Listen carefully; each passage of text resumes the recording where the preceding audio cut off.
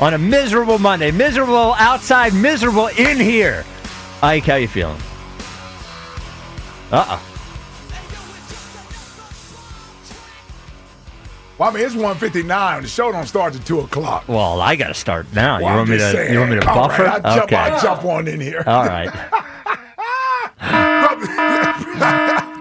Would you knock it off in there? Brother Spike? Yeah. Hope you had a good weekend. Nope. Glad to see you back. Glad to see you back on a Monday. Yeah. I see Joe and Hugh. They had things to do. They're out of here quite early, quite frankly. Yep. We rarely start the show before 2 o'clock. And Jackie Baseball, the man of the hour. Nope. Listen, we're going to need you here today. Talk us off the ledge. Holla at your boy. Might need to find a new leader. Not handling this weekend well. There was no more lock of a double play than in the ninth inning yesterday with Alec Bohm coming up. My God, you could just smell it from 100 miles away. I said, what's the point? Oh, yeah. What's the point? Oh, thank you for doing it on the first pitch and not letting me have any hope, Alec. Thank you. By the way, today's show is sponsored by the Chesapeake Inn Restaurant and Marina. We will be there tomorrow. Hey. Doing the show there tomorrow in Chesapeake, Maryland from 2 to 6, chesapeakeinn.com for more details. Hopefully we have something better to talk about tomorrow than we have to talk about today. Well, because these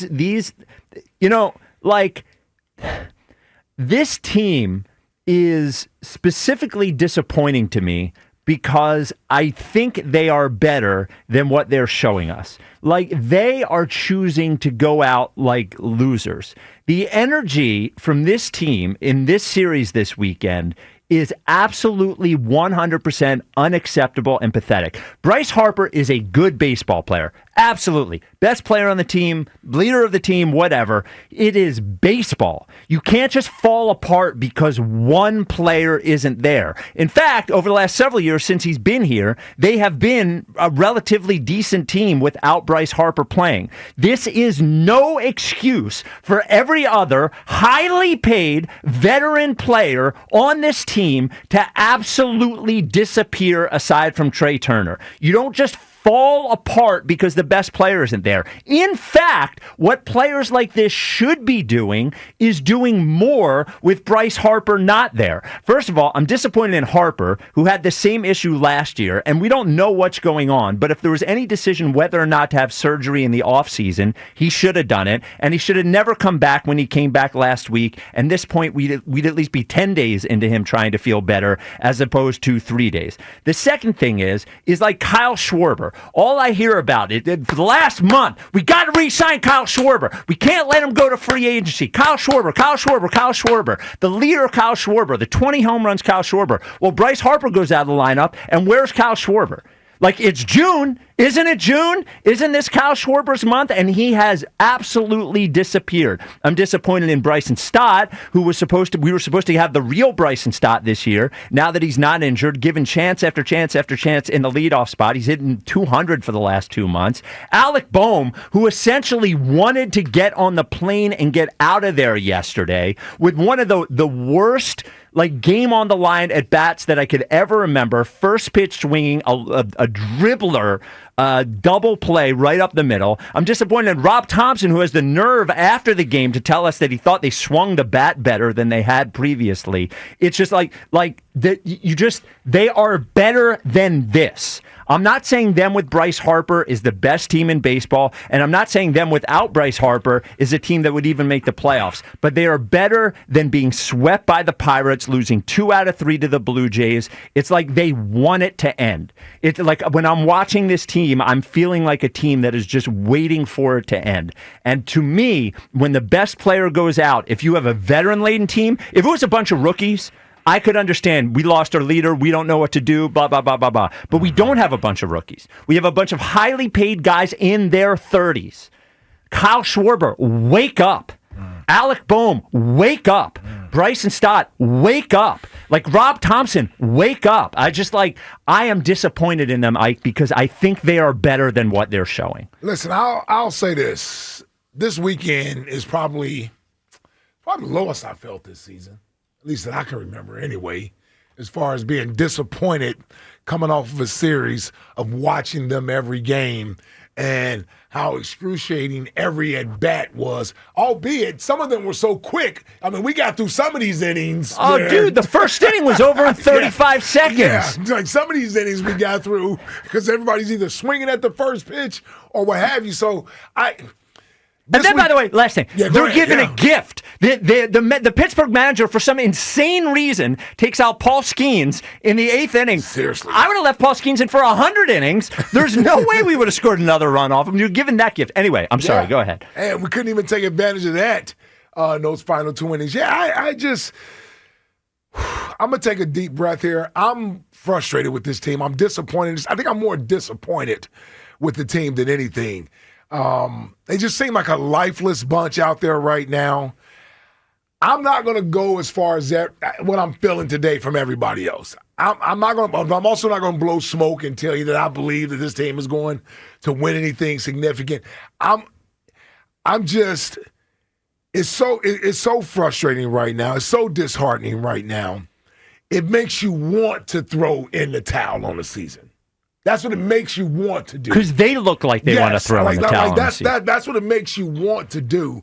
And Zach Wheeler's going to be on the mound tonight, but the hitting is what the real issue is. You brought that up. Bryce Harper in the lineup or not, just the hitting from these guys, primarily timely hitting from these guys, it just seems to be non-existent. It just seems to be non-existent.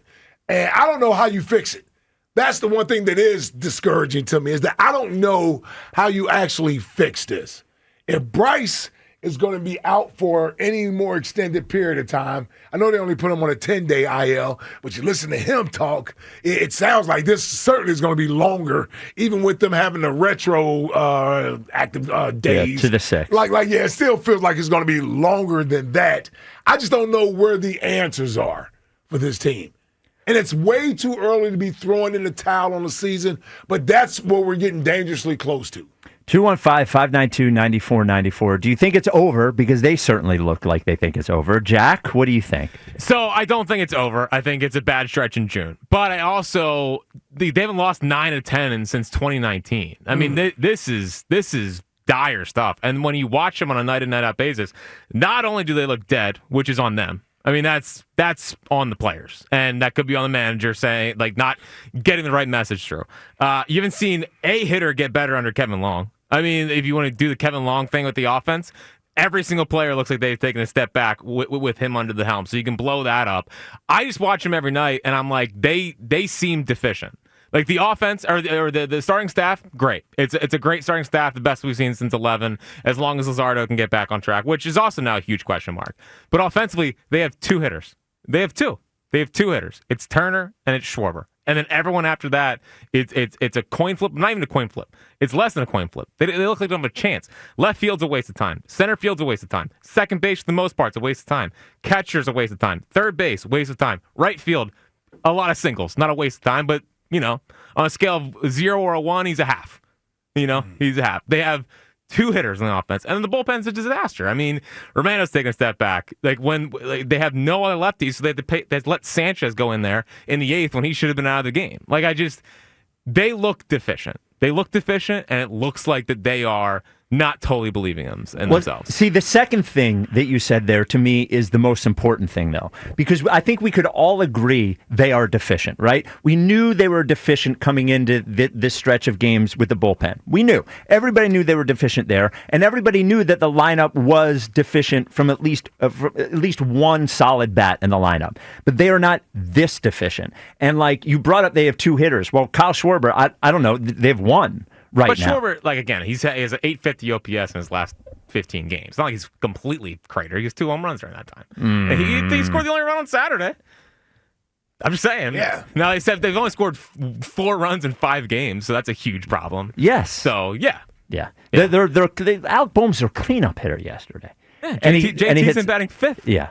JT, I think, hasn't got a hit in a month. I just these guys have played too much important baseball over the last 3 years to be run out of town by the Pittsburgh Pirates. They've played too much important baseball over the last 3 years to be run out of town by the Toronto Blue Jays. And like they are at a period right now where they have to decide. And I know it's like that baseball is more than just like motivation and energy and all those sorts of things, but they are this is a very important stretch. We have the Mets coming up in a week and a half. We have the Cubs here this week. Cubs, who are a good team, and like sixth hardest schedule in baseball the rest of the way, by the way. And if they don't wake up, like this won't it won't be there's a chance that if they don't wake up, we get to the trade deadline, forget about buying.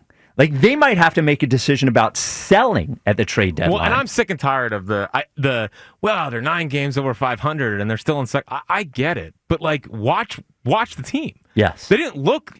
The Pirates looked like they were closer to the Phillies, and the Phillies were in a different class than the Pirates. Absolutely, which is awful. The Pirates had 20 wins heading into the series. Going into that series, I would have felt bad with 2 out of 3 wins. Like we were saying on Friday before the series, I said, "Well, this is a must-win series." And Jack, you laughed. You're like, you're like, "Yes, of course, it's a must-win series." The Pirates are terrible. You go into that series thinking, "Man, even without Wheeler and without Harper, we should sweep this team." All right, 215-592-9494. We do have a next question today because we have a great prize, a $50 gift card to the Chesapeake Inn and Restaurant and Marina in Chesapeake. We'll be there tomorrow, of course. So see how we got to this next question. It's Johnny Depp's birthday. Johnny Depp was in Pirates of the Caribbean. So best movie of the 2000s. So, or it could be favorite movie of the 2000s, whatever it is. 2000 to... Which is usually... Yes, usually what it is. Yes. So 2000 to 09, right? 2010 doesn't count because that's the 2010. So 2000 to 09. Oh, you want 2009? Yes. Yeah. Yes. Finally, some movies I'm going to know. Yes. Jack, would you like to give us yours? Big answer. Yep. I'm taking it off the board early. Okay. Lord of the Rings, Return of the King. Dork stuff. I didn't watch Lord that. of the Rings. Lord of the Rings. Great movie. Yeah. Like the Lord of the Peter Rings. Jackson's best Harry work. Potter, like the friggin' what's the TV show on HBO? Game of Thrones. Game of Thrones, yeah. Dork, dragon, wizard, Oh, spell. but you like horror movies. Get it out. Yes, I like horror movies. Yeah. All right, Ike. A movie 2000 to 2009. Yes. Oh, so many to choose from. There are a lot of good ones. A lot of comedies. Good comedy era. It's a good comedy era. It's a very good comedy. You know what? That's kind of when I'm thinking about the best movies during that time. Yep. That's kind of where I'm leaning. I know I'll get reminded of some other movies. Yep. But I think I'm gonna stay. Yeah, I think I'm gonna stay in the comedy genre. I'm gonna go with. Oh, I gotta figure out what's my favorite of the Will Ferrell. Right. Vince Vaughn. Yeah, I don't want to name. I don't want to say them out loud. But that genre. That's where I'm at. I'm trying to figure out my I was deciding favorite. Okay, so here's my favorite of those. Okay. Old School. Yes, that's my favorite of those. Oh as yeah, well. Yeah, Old of School, those. Yeah, okay. It wasn't the movie I was deciding between. It was a different one, but that's a great one. Old School is a great that's my one. favorite of those movies. Old School. So I was deciding between comedy and horror. I figured one of you guys would take comedy, so I took horror. All right. So in 2007, a movie came out called Paranormal Activity, which was Vaguely remember. My brother told me that he was scared going to bed after seeing this movie. And I laughed at him until I saw the movie, and at home, the lights are out, I look at the door, I hear a noise, and I'm like, oh no, I'm terrified. It was one of those found footage movies like Blair Witch or whatever, and it was one of the first dates I went on with my wife. And I'll never forget, at the end of the movie, everyone starts getting up, and she had her hands over her eyes most of the movie. And she said to me that she thought everyone was getting up because the movie was too scary. And I said, Val, the movie's over. That's why everybody got up. So Paranormal Activity was But like, why is that enjoyable? That's what I love being that's scared. That's why I can never get the horror movie thing. Okay, so here's why. You don't like more horror movies? Oh, I no, love I just horror. like, what's the appeal to being scared? Because I like the feeling of extreme emotion. Like the thrill of a roller coaster. Yes, I guess. it's exactly Also the same not thing. a roller coaster guy. Like, comedy exists. Why are you watching horror movies? Maybe it's because I'm jaded. A lot of comedy movies, I just end up going, oh, that's funny. Right. It's very few comedy movies that make me laugh out loud like those movies. I love horror movies. Like, I live for horror movies.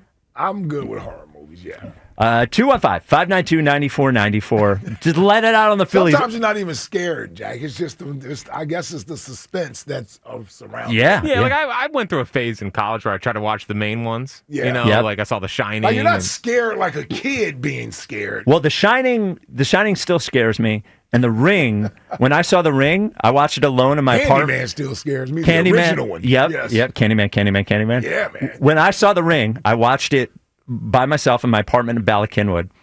The movie ended. I got up out of my apartment, drove to my parents' house, and slept there.